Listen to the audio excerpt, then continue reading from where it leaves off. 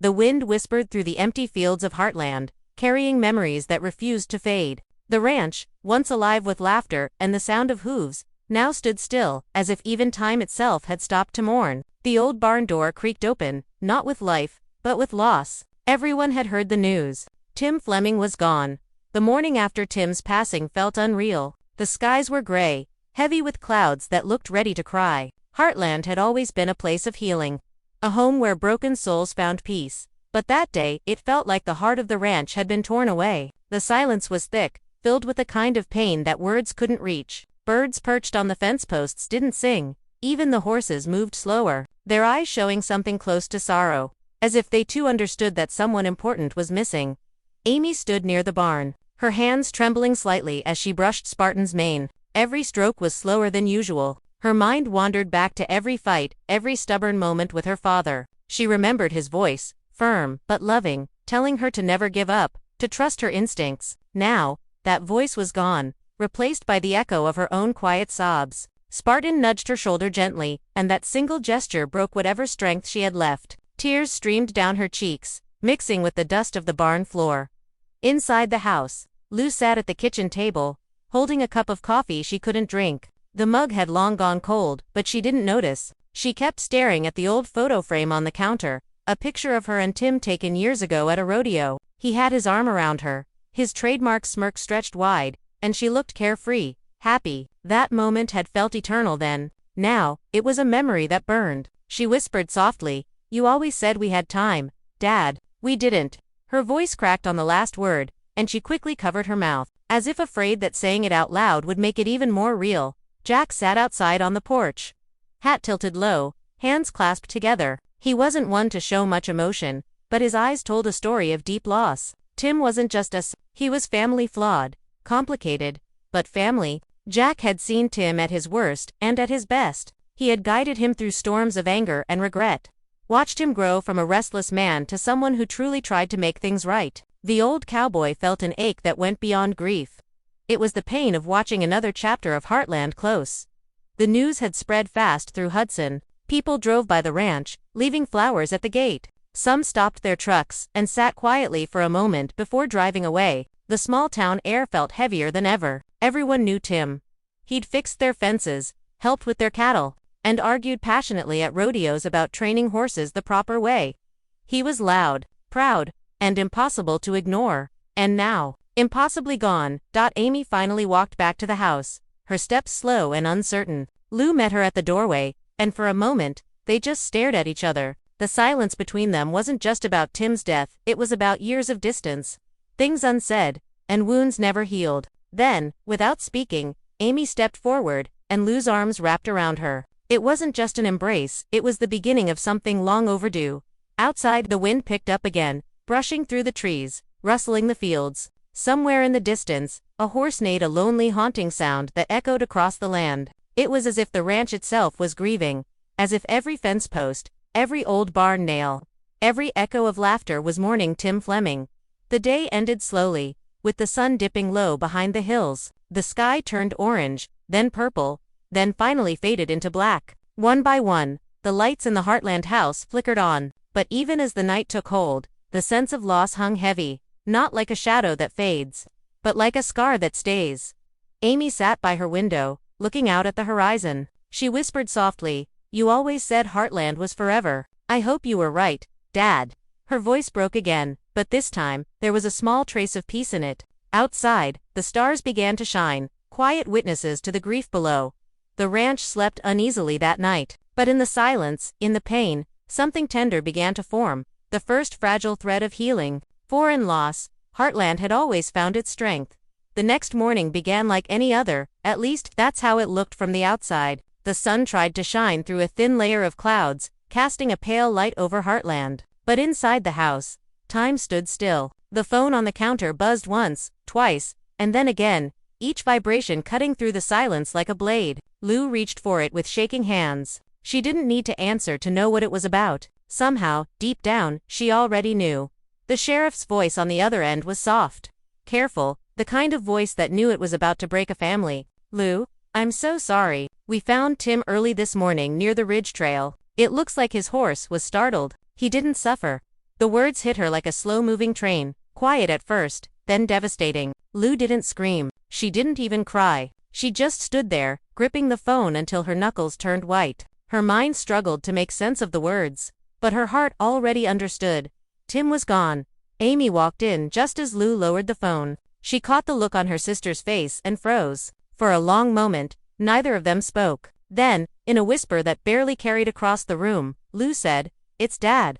Amy felt the world tilt beneath her feet. The air thickened. Everything, the ticking clock, the quiet hum of the refrigerator, the scent of morning coffee suddenly felt wrong, out of place in a world where her father no longer existed. She stumbled backward, shaking her head. No, he was fine yesterday. He was supposed to meet Jack to check the fences. But her voice cracked under the weight of reality. Jack entered from the porch, sensing something was wrong. Lou couldn't say the words again, so she just handed him the phone. He listened silently, eyes hard, jaw tight. When he hung up, he took off his hat and placed it on the table. That simple gesture, so small, so ordinary, felt heavier than anything. "Tim's gone," he said quietly. The words echoed through the house, final and cold. The rest of the morning passed in fragments. People came and went. There were calls to make, arrangements to start, but no one could focus. Lisa tried to comfort Amy, but Amy couldn't stop replaying her last conversation with her father. She had been impatient, annoyed about a training schedule. "You never listen, Dad," she had snapped. He had laughed it off, told her she was just like him, stubborn and strong. She would have given anything to hear him laugh like that again. By noon, word had spread across Hudson. The small town moved in a quiet rhythm of disbelief. At Maggie's diner, the regulars spoke in hushed tones. Caleb sat at the counter, head in his hands. Tim was tough as nails. He muttered, "Can't believe he's gone." Even Ty's mother, Marion, called from out of town, her voice trembling with grief for a man she had once butted heads with so often.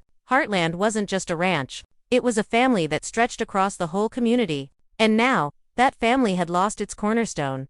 Amy went to the barn, unable to stay inside any longer. The smell of hay and saddle leather greeted her familiar, comforting, and now unbearable. Spartan neighed softly as she approached, as if sensing her pain. She pressed her forehead against his neck, whispering through tears, "He's gone, boy. He's really gone."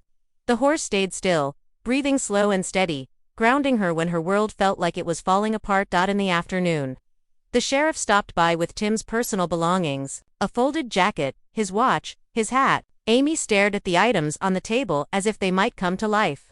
As if he might walk through the door any minute and scold her for making a fuss. But he didn't.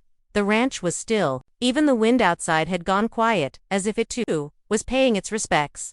That evening, Lou stood outside, watching the sun sink low behind the hills. She could see the ridge in the distance, the place where he'd taken his last ride. The golden light made it look peaceful, almost gentle. For a brief moment, she imagined him there, smiling, his hat tilted back, calling out to her the way he always had, "Hey kiddo." She closed her eyes and let the tears fall freely. "Goodbye, Dad," she whispered, her voice lost to the wind.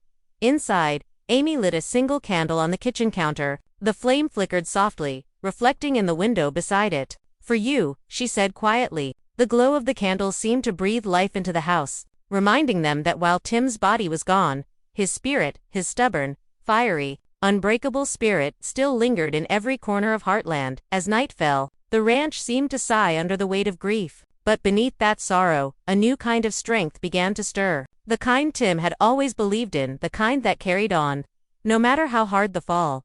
The road to Heartland had never felt this long. Lou's hands gripped the steering wheel so tightly her knuckles turned pale, but she couldn't loosen her hold. Every mile closer to the ranch felt heavier, like the land itself was pressing down on her chest. The sky stretched endlessly above her, soft gray, streaked with the last glow of fading daylight, the kind of sky her father used to call cowboy weather. She could almost hear him teasing her. "You city folk forget that the world's bigger than your inbox, Lou." The memory twisted her heart. She let out a shaky breath and blinked fast. Her phone buzzed on the passenger seat, but she didn't reach for it. Too many calls, too many messages, too many reminders that she was coming home not for a reunion, but for a funeral. The thought made her chest ache. She had been away too long, busy building her life, her businesses, her family, and yet, somehow, she had missed the moments that mattered most. The last time she'd spoken to Tim, they'd argued about her spending more time in New York. "You can't run from your roots forever," he had told her. She had rolled her eyes, called him stubborn, and hung up before he could say goodbye. Now, that unfinished goodbye echoed louder than anything, as her car turned onto the familiar gravel road leading to the ranch. A flood of memories hit her all at once: the smell of hay, the sound of horses neighing, the sight of the red barn in the distance. It was all the same, yet completely different. The fences looked freshly painted, but the air felt older, heavier. The trees that lined the driveway swayed gently, whispering secrets only the land could understand. Lou slowed down, rolling the window down halfway, letting the wind brush her face. She wanted to breathe it in, the scent of home, the scent of everything she had been running from. The house came into view, its windows glowing softly against the darkening sky. For a moment, Lou just sat in the car, staring at it. She could almost see her father standing on the porch, waving her in, that half grin of his daring her not to smile back. She closed her eyes and pressed her forehead against the steering wheel. "I'm here, Dad," she whispered. "I'm home." Her voice cracked on the last word. When she finally stepped out, the sound of gravel under her boots echoed through the quiet evening. The door opened before she reached it. Amy stood there, eyes swollen from crying, wearing one of Tim's old flannel shirts. For a moment, neither sister moved. They just looked at each other, two different kinds of grief mirrored in their faces. Then Amy walked forward, and Lou met her halfway. The hug came without words, without hesitation. It was tight, desperate, and real. The years of distance, of missed calls and broken conversations, melted away in that one moment. Inside the house, everything felt frozen in time. Tim's hat still hung on the coat rack. His coffee mug, chipped and faded, sat on the counter. The smell of leather and wood still lingered in the air. Lou's eyes swept across the room, catching every small detail that made it his. Each one was a reminder of the man who had driven her crazy and loved her fiercely all the same. She ran her fingers over the edge of the dining table, the same table where he had scolded her for staying out late as a teenager, where they'd shared countless breakfasts, and where he'd once made her laugh so hard she'd cried. The memories came like waves, beautiful, painful, unstoppable. Amy handed her a small photo frame. It was an old picture: Lou, Amy, and Tim, standing in front of Spartan. Lou's hair was messy, Amy's smile was too wide, and Tim's arm was slung proudly around both of them. Lou traced his face with her thumb, whispering, "You always had that look in your eyes, like you knew something we didn't." Her voice trembled, and Amy just nodded. Unable to speak, Jack entered quietly, hat in hand. His eyes softened when he saw Lou. "You made it," he said simply. She nodded, swallowing hard. He stepped closer, placing a steady hand on her shoulder. "He'd be proud you came home." Lou blinked away fresh tears, her voice barely a whisper. "I should have come sooner." Jack's reply was soft but firm. "We all think that when it's too late, but you're here now. That's what matters." As night fell, Lou stepped outside again, the cool air brushing her face. The stars were beginning to scatter across the sky, bright and cold. She looked toward the barn, where Amy was still tending to Spartan. The gentle glow of the lanterns spilled out through the open door, casting long shadows across the field. Lou could almost hear her father's voice in the wind, faint, teasing, warm. "Don't overthink it, kiddo. Just ride it out." For the first time in years, Lou smiled through her tears. She realized that coming home wasn't just about saying goodbye, it was about remembering who she was, who they all were, because of Tim, the man who was stubborn, flawed, impossible, and utterly unforgettable. Heartland had lost him, but his spirit was woven into its soil, its walls, its people. And as Lou looked up at the sky, she knew one thing for certain. Her father wasn't gone. He was still here, in every breath of that wild Alberta wind. The night at Heartland was unusually still. The kind of stillness that feels too quiet to be peaceful. Amy sat alone in the barn, her back resting against a bale of hay, the lantern beside her casting a soft, golden glow. Dust danced in the light like tiny ghosts, and the smell of straw, saddle oil, and old wood wrapped around her like a familiar blanket. It should have comforted her, it always had before, but tonight, the air felt heavy, like it was holding its breath with her. Spartan stood nearby, his dark eyes calm and watchful. He had always been more than a horse to her. He was a friend, a listener, a part of her soul. Every time she felt lost, Spartan had been there. And now, when words were useless, he was there again, still, silent, and steady. Amy reached out and ran her fingers along his neck, her touch trembling. "He loved you. You know," she whispered, her voice catching on the words. "He used to say you were the only one who truly understood me." Spartan flicked his ears, as if he'd heard the name she didn't dare to say aloud. "Tim, Her throat ached. She tried to swallow the lump of pain that had lodged there since morning, but it wouldn't move. Every time she closed her eyes, she saw him, her father, sitting on the corral fence, laughing, his hat tipped back, his voice booming across the fields. "You ride like you were born in the saddle, kiddo." He had said that the first time she'd competed after Ty's death, when her world had been dark and empty, he'd pulled her back into the light then, stubbornly refusing to let her fall apart. And now, he was gone, leaving her to face the silence all over again. Tears came quietly, without sobs, just streams of warmth down her cold cheeks. She wasn't one for loud crying. Her pain always lived beneath the surface, quiet but deep, like the roots of the old oak tree outside the barn. She looked up at the beams above her, where Tim had once fixed a broken pulley. He'd scolded her that day for overworking Spartan. "You can't fix grief by breaking yourself, Amy," he'd told her. "You just make more cracks." She had rolled her eyes at the time. But now those words came back like a whisper she couldn't escape. Footsteps echoed softly behind her. Lou appeared in the barn doorway, a blanket draped over her shoulders. She didn't say anything, just stood there for a while, watching her sister in the golden light. Finally, she spoke, her voice low. "You haven't slept." Amy shook her head. "I can't. Every time I close my eyes, I hear him." Lou's voice broke slightly. "Me too."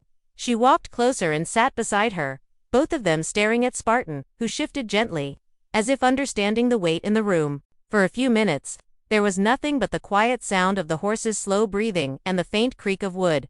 Amy finally spoke again, her voice trembling. "He wasn't perfect. He could drive me crazy. But he was trying. He was really trying." Lou nodded, eyes glistening. "That's what I keep thinking about. He wasn't the man he used to be. He'd changed." Amy's gaze fell to the dirt floor. "I just wish I told him I saw that I was proud of him." The words hung in the air, raw and heavy. Lou leaned her head on Amy's shoulder, and for the first time in years, the sisters didn't argue, didn't pull away. They just sat there, two daughters mourning a man who had shaped their lives in every complicated, beautiful way possible. The barn, usually full of life and movement, felt sacred in that moment, like a place where love lingered even after death.